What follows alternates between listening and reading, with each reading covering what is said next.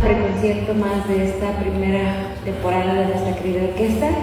Esta noche nos acompaña el maestro Enrique Barrios, nuestro director invitado, y también el maestro Luis Arturo Cornejo, quien es nuestro solista de esta noche. Ellos nos van a platicar un poquito más sobre las obras que vamos a escuchar hoy y bueno, un poquito más si pudieran maestros también sobre ustedes para que nuestro público sepa un poquito más de sus trayectorias. Muchas gracias por su asistencia y los dejo en sus manos. Gracias. Les propongo que por qué no se acercan un poquito más y sí eliminamos los micrófonos y hablamos directamente.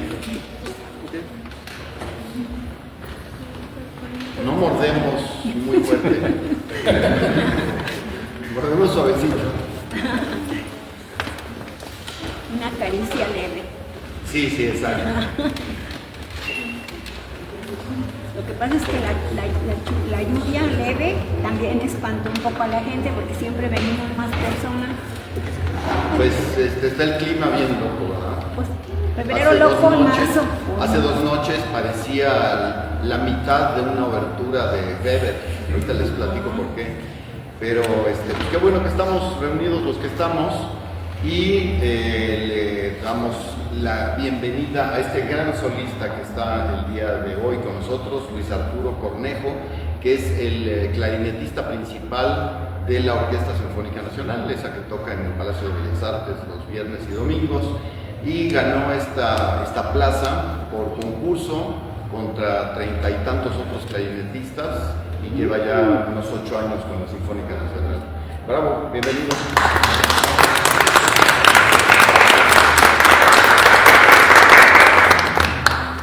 Bien, pues en el programa de hoy hay dos homenajes luctuosos, 2 fechas que se cumplen de fallecimientos.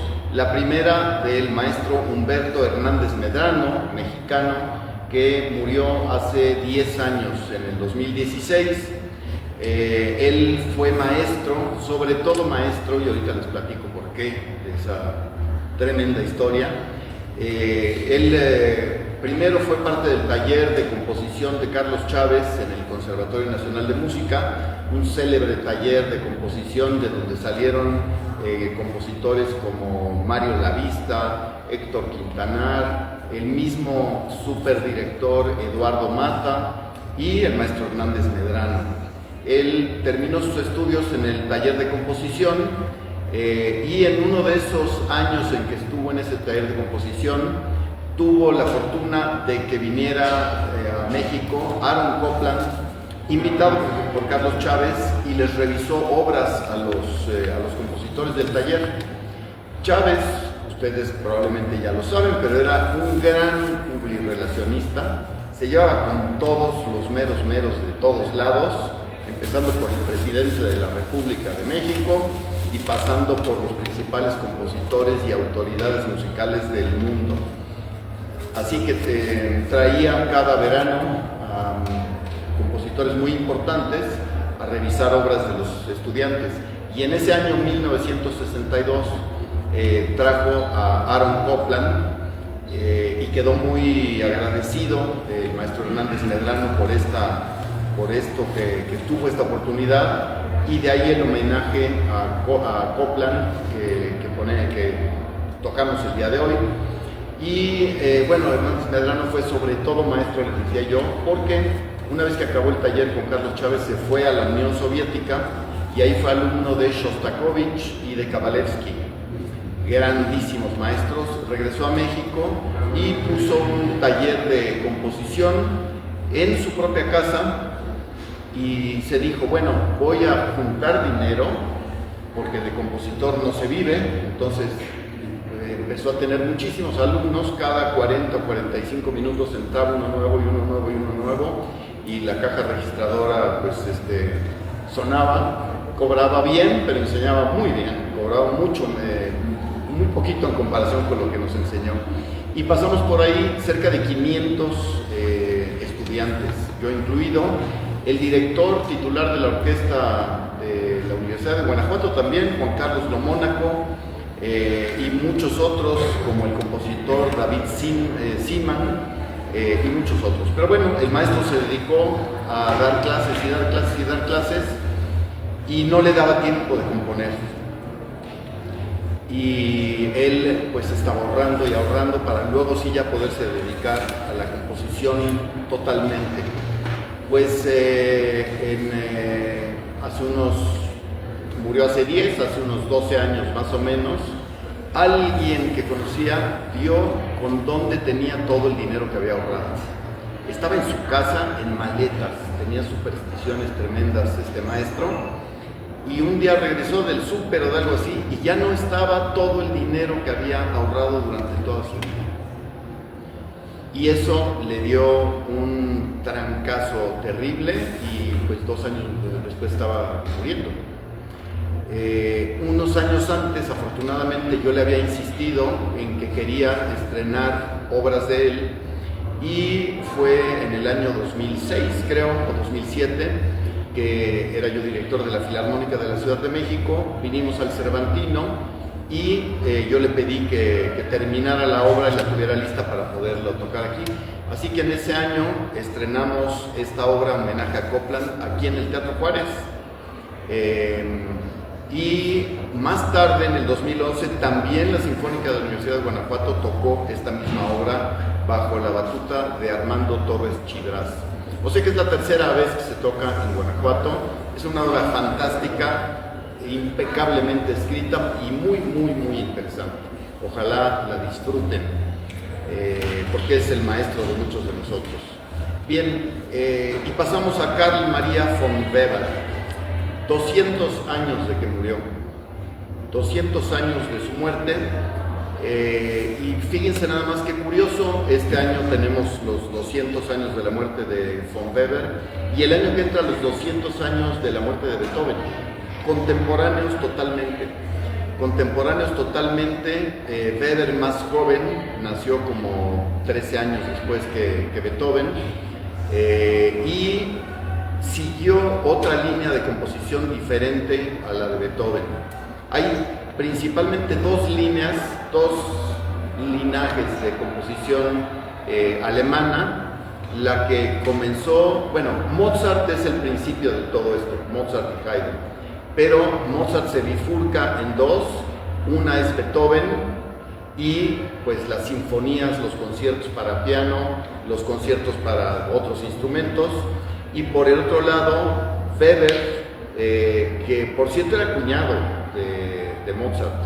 La hermana, mucho mayor que él, se había casado con Mozart, Constanza. La famosa Constanza de las biografías era hermana de Carl Maria von Weber, como 30 años más grande, pero hermana, al fin y al cabo. Eso no se pierde con la edad. Weber se desarrolló sobre todo en las óperas, que ustedes ya habrán escuchado o visto alguna vez la ópera Fidelio de Beethoven. No se le daban mucho las óperas, no se le daban mucho. Fidelio es muy buena ópera, pero ya no quiso componer más óperas. Compuso más oberturas para óperas que óperas. Compuso una ópera y esa ópera tiene cinco oberturas diferentes. Bueno, pues por ahí es donde se desarrolló Carl Maria von Weber. Y la influencia de Weber produjo ni más ni menos que Richard Wagner. Toda la temática de Wagner, germanista, porque quería resaltar lo alemán, toda la fantasía y la mitología alemana de los bosques llenos de hadas y de magia y de romances que tienen que ver con esa magia y con esos conflictos con los magos, con los semimagos y con los magos buenos y los magos malos. De eso se tratan las óperas de Carl Maria von Weber. Y la otra línea, bueno, otro capítulo de su producción son los conciertos, y principalmente los de clarinete. Y el maestro Luis Arturo Cornejo les va a platicar por qué tantos conciertos de clarinete. Y yo luego les doy otras opiniones, otros datos de Carl Maria von Weber y las óperas. Maestro. Sí, buenas noches. Bueno, continuando aquí un poquito con el tema de los conciertos de clarinete, Weber, tiene dos grandes conciertos para clarinete, así se titula, uno en fa menor y el concierto número 2 en mi bemol mayor, las dos grandes obras para el clarinete. Antes compuso un concertino. Este concertino lo compuso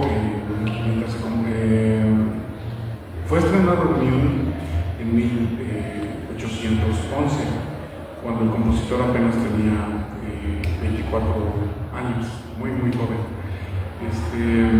Bueno, este concierto el concertino, fue estrenado de la mano con el clarinetista de la corte de Múnich en ese entonces, que era Heinrich Lerman. Bueno, en ese concierto estuvo el rey Maximiliano I de Baviera. Disfrutó tanto de la música de Weber y le encantó el concertino, que mandó a Weber escribir 2 conciertos más dedicados especialmente a Heinrich Lerman. Bueno, estos 2 conciertos pues los compuso casi luego, como 2 o 3 meses después. Ya había empezado el concierto número 1 de Weber y fue estrenado como 2 meses después, en el mismo año. Y bueno, este concierto pues se caracteriza porque pues tiene, para la época es muy complejo para el clarinete. Consta de muchísimos pasajes de gran virtuosismo. Bueno, a la vez, pues como ya lo mencionó el maestro, Weber se dedicó muchísimo a la ópera, entonces pues estos conciertos también reúnen muchísimo en cuanto a la ópera. Por ejemplo, el concierto que vamos a escuchar hoy, el 1 de Weber en fa menor, el segundo movimiento es un adagio, pues realmente es como si fuera un cantante, una soprano. El primer movimiento tiene cosas muy técnicas, difíciles también para el clarinete. Combina el primer movimiento también lo expresivo con lo técnico, cosas muy íntimas de la época. Y bueno, para terminar es un rondo. El tercer movimiento repite varias veces un tema. Y bueno, de esto trata el primer concierto para clarinete que vamos a escuchar hoy. O sea, Carl Maria von Weber recibió dinero por esos encargos de los conciertos, afortunadamente, pero también trabajaba como director de orquesta. Él desde muy chico tuvo acceso a la música por sus padres. La mamá cantaba, el papá tocaba el violín. Era una persona medio rara porque era militar, pero tocaba el violín y le gustaba más tocar el violín que lo militar. Y digo raro porque pues como que no se llevan tanto, pero él vivió en la música por su casa, ¿no? Por su casa y por sus parientes también.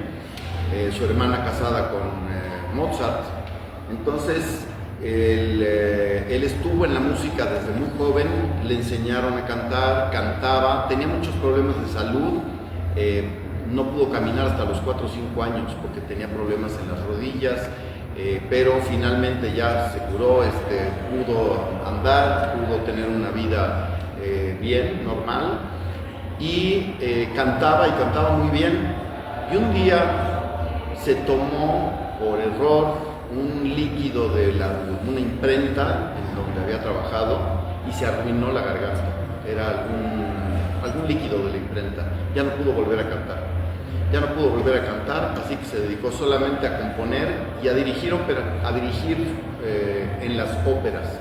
Allí tuvo amoríos extraños, escandalosos en diferentes casas de ópera, con una soprano, con otra soprano, con la esposa del bailarín principal, en fin, no podía cantar, pero podía otras cosas.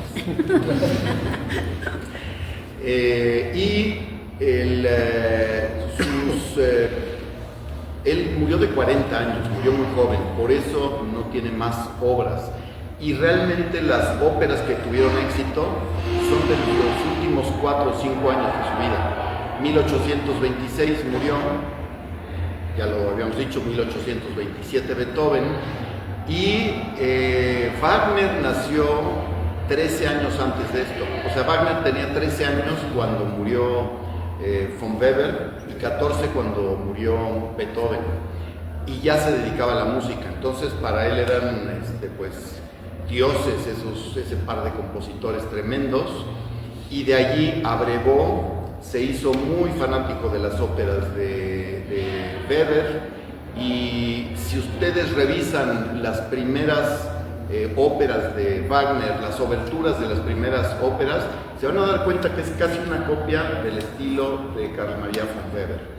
Ya después Wagner va a tomar su propio camino armónico y de desarrollos, pero inclusive cosas como el leitmotiv, muchos de ustedes lo saben, es una melodía asociada a un personaje de la ópera, y cada vez que aparece ese personaje aparece ese tema musical. Bueno, pues eso no lo inventó Wagner, eso lo inventó Carl Maria von Weber, y Wagner lo adoptó. No creo que haya dicho Wagner que lo había inventado, nada más todo el mundo habla de eso, ¿no? Él no necesitaba nada de eso. El lenguaje, la armonía es bastante clásica, y así la heredó, es romanticismo, hay que decirlo, pero digamos la armonía es la tradicional del clasicismo y el comienzo del romanticismo, y es Wagner el que desarrolla después el cromatismo, o sea, utilizar los medios tonos que hay entre las teclas blancas del piano, y utiliza muchísimas escalas cromáticas, lo vuelve una parte de su estilo. Empieza a mover el centro tonal, si ahora está en do mayor, se mueven 2 compases a re sostenido, en 4 compases después ya está en sol, es una casi modulación continua. Y eso sí fue un invento de Wagner, un genio realmente, que se hizo de todo lo de sus óperas. Él componía la música, bueno, él escribía el libreto, él componía la música y él dirigía la escena también. Él hacía todo, y realmente porque decía que era el espectáculo integral, el espectáculo artístico integral era lo que le interesaba, y vaya que lo logró.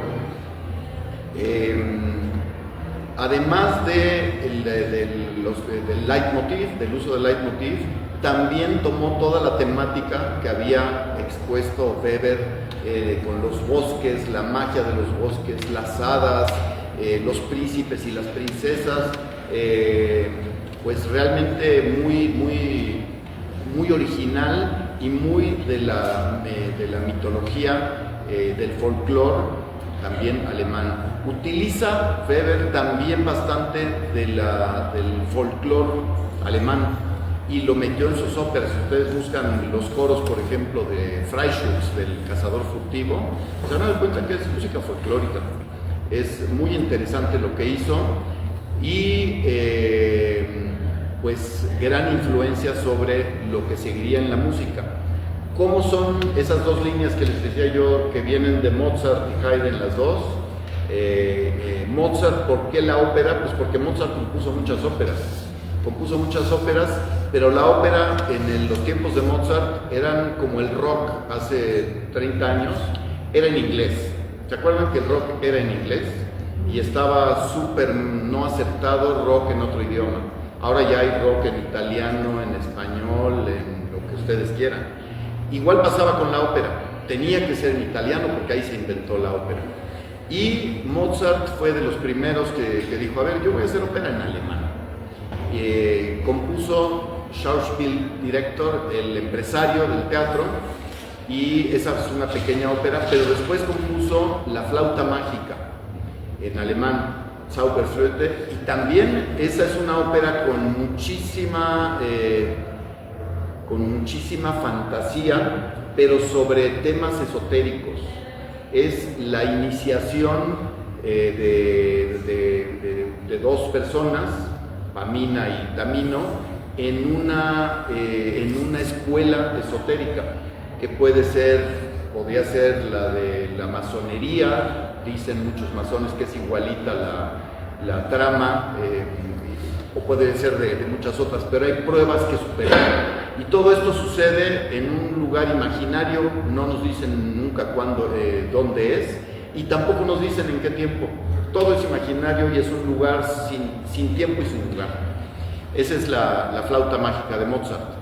Y después de ahí se desprenden las óperas de Carl Maria von Weber, con toda esta otra tradición de fantasía, de los bosques, de los magos, de las hadas, de los hechiceros y demás. Va a dar a Wagner, y de ahí Richard Strauss y Mahler. Esa es la línea que desarrolló Carl Maria von Weber. ¿Cuál es la otra línea? Mozart, Beethoven, Mendelssohn, Schumann, Schubert, para culminar con Brahms. Y en Brahms se acaba el romanticismo clásico. Esa línea del romanticismo clásico, la culminación es Brahms, y allí termina. La otra línea todavía sigue con Strauss y con Mahler, que bueno, nos dejó una buena cantidad de sinfonías maravillosas. Por cierto, bien fantasiosas también. Si se dan cuenta, toda la trama de las sinfonías de Mahler, que todas tienen una historia, son mucha fantasía, está muy basado en esa fantasía que les decíamos de Carl Maria von Weber. Las historias, El cazador furtivo, por ejemplo, es Max, un cazador que ha tenido muy mala racha como cazador y se quiere casar con Ágata. Pero para poder tener la mano de Ágata tiene que ganar un concurso de tiro. Así que pues él está en el bosque pensando cómo va a ganar ese concurso de tiro, y se le aparece un personaje medio raro, pero pues confía en él y le dice: yo puedo hacer que tú ganes ese concurso. ¿Y cómo? Vamos a fabricar 7 balas mágicas. Pues está muy bien. Es un personaje más bien asociado al mal, pero como se le presenta con esto, pues Max le entra y le dice: vamos a las balas, las 7 balas, está muy bien. Y entonces le dice: las balas van a dar en el blanco, hagas tú lo que hagas con tu rifle, van a dar en el blanco. Y le dice: la 7ª bala mejor no la dispares. ¿Por qué? No, pues mejor no la dispares. Total, va al concurso, lanza sus 6 tiros y todos dan en el blanco y gana el concurso. Y se le ocurre: pues voy a disparar el 7º tiro. Lo dispara y el tiro se desvía hacia Ágata, hacia la mujer con la que se quería casar. Un movimiento hacia Ágata, y a quien le da es al malvado que había hecho las balas mágicas, y ellos pueden casarse y disfrutar de la vida. Bastante, y todo eso sucede en el bosque, Oberón, la abertura Oberón, es el rey de las hadas, pero es muy travieso también, y bueno, tiene su desarrollo con la magia, con los amores, con las tentaciones, con los riesgos de romper, pero siempre terminan con final feliz. Eurianta se llama Euriante, pero es una mujer Euriante, y como tenemos presidenta, pues sea Eurianta también. Eurianta tiene a su esposo, pero hay un malvado que quiere demostrar que las mujeres pueden ser más infieles que los hombres. Así que le lleva una falsa prueba de que su marido la ha engañado con un anillo que ella tenía, y entonces ella duda mucho. Entonces otro viene a tratar de seducirla, como ella ya se considera que la engañó su esposo, pero resiste incólume, y al final se sabe cuál fue la trama, y viven felices eternamente. Más o menos las tramas de este gran compositor, que por cierto no hacía él los libretos, pero sí pedía que tuvieran esta temática. Pues yo creo que de mi parte ustedes pueden tener comentarios, preguntas, protestas.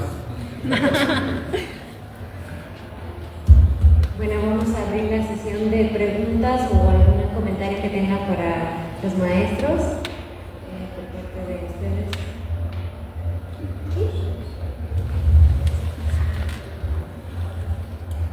Sí, bueno, yo quería hacer dos preguntas. Una cual a usted le quería preguntar, también Carl Maria von Weber no acabó la ópera de Drei Pintos, que la acabó Mahler. Acabó Mahler, que es una ópera, digamos, más cómica. Entonces, ¿qué le parece? Y luego, para el que vaya pensando, ¿qué recursos de clarinete? Bueno, a mí me sorprende que realmente Carl Maria von Weber nace un poco de la idea de Henry Bergman y no del concierto de clarinete de Mozart, que es una obra genial. Yo creo que es de lo mejor de la clásica. El concierto y el quinteto de Mozart, que son geniales. Entonces, ¿qué recursos de clarinete utiliza Carl Maria para darle valor dramático a su concierto? Es para usted y para usted lo de qué le pareció la ópera de Drei Pintos acabada por Mahler. Bueno, yo le voy a decir muy sinceramente que no la conozco. Drei Pintos no la conozco.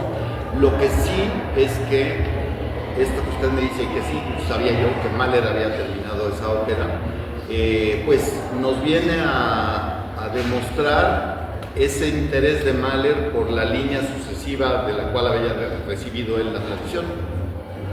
Algo curioso de Mahler es que él nunca compuso una ópera. Fue director de ópera toda su vida. Fue director de ópera toda su vida, desde en Praga, en otras ciudades alemanas, hasta llegar a la ópera de Viena, y ahí la convirtió en la casa de ópera más importante del mundo. Bueno, diario dirigía ensayos de ópera y en las noches muchas veces funciones de ópera, pero nunca compuso una ópera. Y la única en la que trabajó fue Die Drei Pintos de Carl Maria von Weber. Por cierto, también tenía unas cosas tremendas Mahler.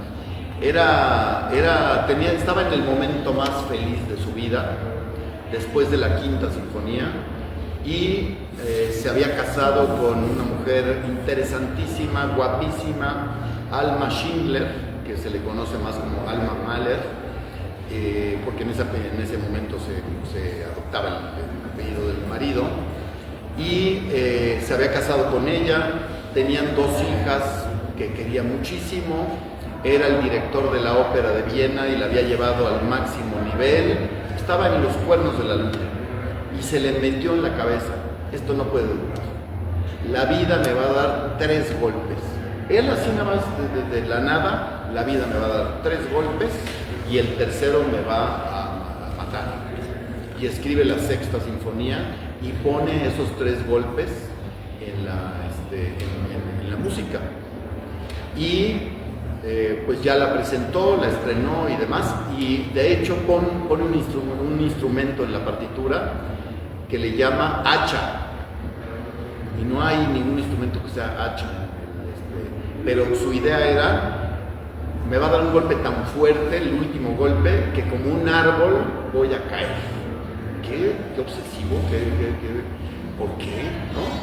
Bueno, pues murió su hija, murió una de sus hijas que él adoraba. Primer golpe. Segundo golpe, lo despiden de la ópera de Viena y está pues todo ya bien tristón y bien pues espantado, ¿no? Ya van 2. Y como habían estado la abuela y la mamá de la niña que murió cuidándola, estaban muy desgastadas de salud, y fue un doctor a revisarlas y ya nada más les dijo: lo que necesitan ustedes es descanso y demás. Y le dice él: pues ya que está por aquí, ¿por qué no me revisa también a mí? Y le encuentran una enfermedad cardíaca terrible y muere como a los 2 o 3 años. ¿Cómo sabía él? Yo no sé, o si se los produjo, ¿no? Pero bueno, la fantasía puede ser para bien o puede ser para mal. Perdón, me extendí mucho con lo de Drei Pintos y Mahler. Maestro. Bueno, es interesante la pregunta: ¿qué recursos usa Weber para darle dramatismo a este concierto? En especial, yo creo que iría 1, un poquito en el 2, pero bueno, en el 1, pues para empezar, es la tonalidad, el hecho de que esté en fa menor, desde un principio ya lo hace sonar más misterioso, más dramático, ¿no? Tiene muchas dinámicas, algunas son muy exageradamente piano, o sea, exageradamente suaves, lo van a escuchar. Y bueno, él también en su partitura escribe palabras clave que van a ayudar también para la interpretación de este concierto, con duolo, que significa un poquito así como, bueno, literalmente es como con duelo, ¿no? Entonces, con un poco de dolor, podría traducirse también. Él escribe también otras palabras que son, por ejemplo, con ánima, que bueno, nosotros lo traducimos como con el alma, ¿no? Entonces, da más de lo normal, por así decirlo, más expresión de lo normal. Y bueno, otro, pues él dio mucha libertad a Heinrich Bergman, que le dedicó estos conciertos, pues para que metiera varios agregados, ¿no? Realmente estos conciertos para la época son difíciles para la época. Entonces, bueno, él se inspiró muchísimo en la forma de tocar de Bergman para escribir sus demás, su otro concierto, el número 2, y aparte escribió de la mano con él, se hizo muy amigo de Bergman, entonces de la mano con él escribió un dúo concertante, también muy bonito, si tienen la oportunidad de escucharlo. Bergman inspiró muchísimo a Weber para desarrollar estos dos conciertos y el clarinete. A partir de ahí el clarinete pues tuvo cosas mucho más difíciles también para la época. No sé si más con esto. Muy bien, pues vamos a pasar a cerrar esta charla. Les agradecemos mucho que estén con nosotros esta noche. Vamos a dejar que los maestros se preparen para el concierto y esperamos que los disfruten. Muchas gracias por estar aquí. Muchas gracias.